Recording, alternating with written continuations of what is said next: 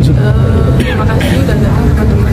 Di sini saya hadir dan mendatangi Komisi Yudisial untuk melaporkan dugaan terjadinya pelanggaran kode etik dan pedoman perilaku hakim yang dilakukan Majelis Hakim pada Pengadilan Agama Jakarta Selatan yang memeriksa dan mengadili perkara perceraian saya. Dan di sini saya akan menyampaikan beberapa poin. Di antaranya adalah pelaporan ini, dalam hal ini adalah Majelis Hakim keliru dalam memberikan pertimbangan putusan. Dan juga terlapor dalam memutuskan tidak mempedomani bukti-bukti yang disampaikan dan fakta persidangan. Untuk lebih detailnya, mungkin nanti bisa menghubungi kuasa hukum saya, karena dalam 2 hari ini kuasa hukum saya sedang ada sidang. Terima kasih. Kak Paula, mungkin terkait ini kan dibuka di publik ya, ibaratnya semua tuh orang bisa akses, mungkin tanggapan kamu seperti apa? Tanggapan saya sebenarnya saya cukup sedih ya, karena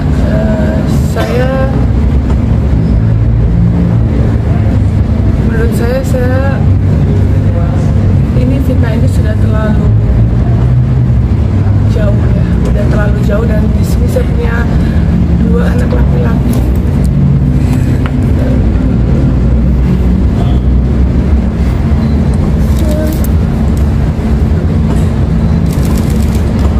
Saya punya 2 anak laki-laki yang saya selalu jaga mentalnya. Mereka akan tumbuh besar melihat pemberitaan ini yang cukup masif. Jadi buat saya melakukan ini demi anak-anak saya dan kedua orang tua saya.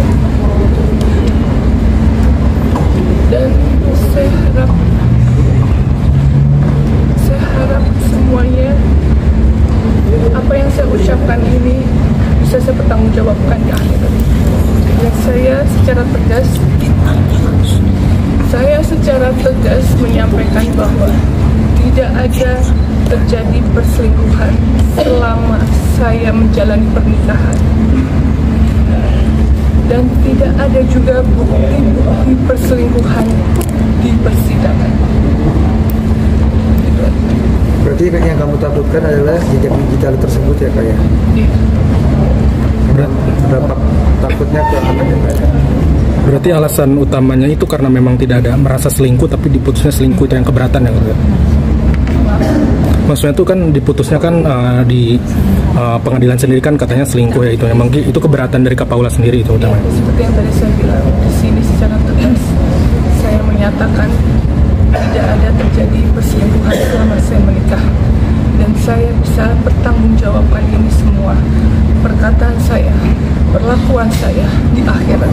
Dan ini saya lakukan demi menjaga mentalitas anak-anak saya yang masih kecil, yang nantinya mereka beranjak dewasa bisa mengakses semua berita tentang ibunya.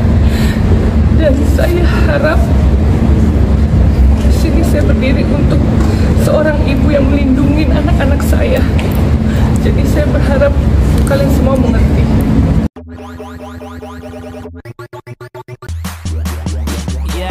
Let me do that. Hai gengs, balik lagi di Aisyah _channel 92, tempat nongkrong paling update buat kalian yang nggak mau ketinggalan gosip artis, drama viral, dan kabar terbaru dari dunia hiburan. Cus, kita kulik bareng-bareng.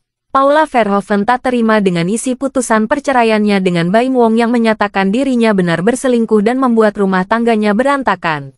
Sebagai langkah membuktikan ucapannya, Paula Verhoeven mengadukan Majelis Hakim Pengadilan Agama Jakarta Selatan ke Komisi Yudisial (KY) atas dugaan pelanggaran kode etik. Saya hadir di Komisi Yudisial untuk melaporkan dugaan terjadinya pelanggaran kode etik dan pedoman perilaku hakim yang dilakukan Majelis Hakim pada Pengadilan Agama Jakarta Selatan yang memeriksa dan mengadili perkara perceraian saya, kata Paula Verhoeven usai membuat aduan di kantor KY di kawasan Salemba, Jakarta Pusat, Kamis tanggal 17 April tahun 2025. Dan di sini saya akan menyampaikan beberapa poin, di antaranya adalah majelis hakim keliru dalam memberikan pertimbangan putusan. Dan juga terlapor dalam memutuskan tidak mempedomani bukti-bukti yang disampaikan dari fakta persidangan. Ucapnya menyambung. Sambil menangis, Paula Verhoeven mengatakan bahwa putusan tersebut tidak benar dan dia tidak pernah berselingkuh selama menikah dengan Baim Wong. Menurut ibu dua anak tersebut, tak ada satupun bukti di persidangan yang memperlihatkan dirinya berselingkuh. Dengan tegas, Paula Verhoeven bersedia mempertanggungjawabkan tindakannya. Saya secara tegas menyampaikan bahwa tidak ada terjadi perselingkuhan selama saya menjalani pernikahan. Dan tidak ada juga bukti-bukti perselingkuhan di persidangan, tegas Paula. Dan saya bisa pertanggungjawabkan ini semua. Perkataan saya, perlakuan saya di akhirat. Sambungnya masih menahan tangis. Adapun sebelumnya, model 37 tahun tersebut juga mengaku sangat terpukul dengan pemberitaan di media yang menyatakan dirinya berselingkuh. Paula Verhoeven ingin membersihkan namanya dan tak ingin kedua anaknya melihat berita buruk tentangnya. Sebenarnya saya cukup sedih ya, karena menurut saya fitnah ini sudah terlalu jauh ya. Dan ini saya punya dua anak laki-laki yang selalu saya jaga mentalnya, tuturnya. Mereka akan tumbuh besar melihat pemberitaan ini yang cukup masif. Jadi buat saya melakukan ini demi anak-anak saya dan kedua orang tua saya, tambah Paula. Sebagaimana diketahui, Paula Verhoeven telah resmi bercerai dari Baim Wong. Putusan cerai keduanya telah disampaikan Pengadilan Agama Jakarta Selatan pada Rabu tanggal 16 April tahun 2025. Dalam putusan tersebut, Paula Verhoeven terbukti telah berselingkuh dengan lelaki berinisial NS. Karena hal ini, ibu dua anak tersebut disebut sebagai istri nusyus yang dalam konteks pernikahan berarti istri durhaka yang tak patuh pada suaminya. Hal ini juga menggugurkan kewajiban Baim Wong memberikan nafkah pada Paula Verhoeven setelah keduanya bercerai. Padahal, Paula Verhoeven telah mengajukan jumlah nafkah madiyah, idah, dan mutah pada Baim Wong yang berjumlah 4,4 miliar rupiah. Dia hanya mendapatkan 1 miliar rupiah lantaran dianggap terbukti selingkuh. Baim Wong mendaftarkan permohonan talak cerai kepada Paula Verhoeven ke Pengadilan Agama Jakarta Selatan pada tanggal 8 Oktober tahun 2024 lalu. Diungkap Baim Wong, perselingkuhan Paula Verhoeven menjadi alasan utama dia ingin bercerai. Paula dituding main serong dengan teman dekatnya sendiri selama 1 tahun terakhir.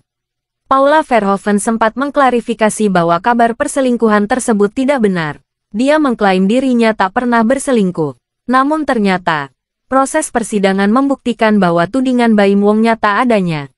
Baim Wong dan Paula Verhoeven menikah pada tanggal 22 November tahun 2018. Dari pernikahan tersebut, keduanya dikaruniai dua orang anak yakni Keanu Tiger Wong yang lahir pada 2019 dan Kenzo El Drago Wong yang lahir pada 2021. Setelah bercerai, majelis hakim memutuskan kedua anak tersebut diurus secara co-parenting oleh Baim Wong dan Paula Verhoeven. Nah lo, makin panas aja ya gosipnya.